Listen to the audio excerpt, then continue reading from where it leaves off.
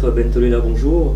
Vous nous avez expliqué lors de votre dernière intervention quelles étaient les différences au niveau de la pratique entre acheter un bien en France et en Israël. Aujourd'hui, nous aimerions que vous nous expliquiez comment se passe une transaction depuis la signature du contrat jusqu'à la remise des clés. D'accord. Alors en fait, effectivement, dans la précédente intervention, on avait un peu dit que le principe d'une transaction en Israël était une transaction qui était signée au départ par un contrat ferme et définitif dont l'application se ferait dans le temps. Donc on va essayer à travers votre question de dire quelles sont les grandes lignes d'une transaction.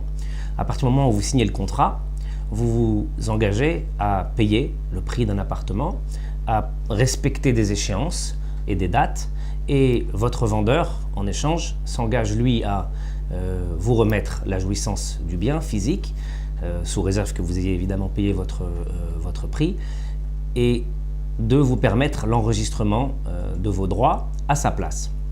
Alors en fait, pour faire dans les grandes lignes, puisqu'on a des petits temps d'intervention de 4-5 minutes, c'est difficile parfois de résumer, mais on va essayer quand même de le faire pour que vous sortiez de cette petite vidéo avec une idée claire du déroulement de la transaction. Vous signez un contrat, donc toutes ces conditions sont prévues.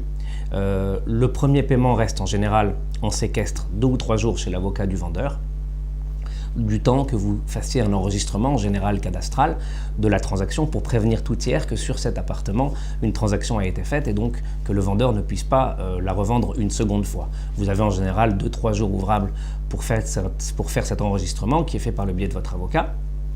Et de ce temps, donc l'argent reste en séquestre. Une fois que cet enregistrement est fait, l'argent est libéré, vous, par le biais toujours de votre avocat, vous faites une déclaration fiscale aux impôts fonciers d'Israël pour leur déclarer la réalité de cette transaction. Et puis après, vous allez devoir respecter les différentes échéances du contrat. Votre avocat vous dit en général au départ quelles sont les dates et les montants. Si vous avez, au cours de ces interventions et de ces paiements, l'un d'entre eux ou plusieurs d'entre eux qui sont financés par un crédit immobilier, ça fera l'objet d'une intervention en soi, mais vous avez à peu près, prenez un bon mois de travail avant la libération des fonds, donc vous allez donner des papiers que votre banquier vous aura remis à votre avocat, etc. Lui, il gérera un petit peu tout ça, tel un chef d'orchestre de cette intervention. Il y a des papiers qui sont signés par le vendeur, les avocats du vendeur, votre avocat vous-même, et puis des choses que vous ferez peut-être avec l'aide d'un broker. Tout ça pour préparer votre libération de crédit et donc de pouvoir respecter vos échéances.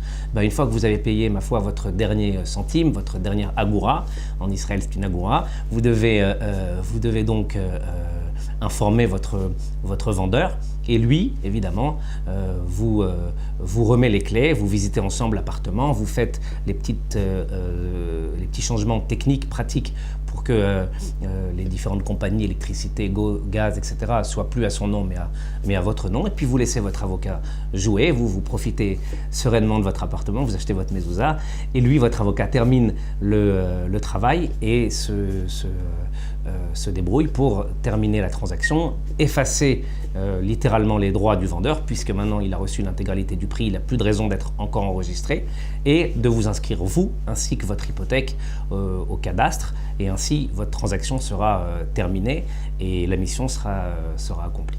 Voilà, j'espère que ça a été clair et puis on se retrouve pour une prochaine intervention. À très bientôt.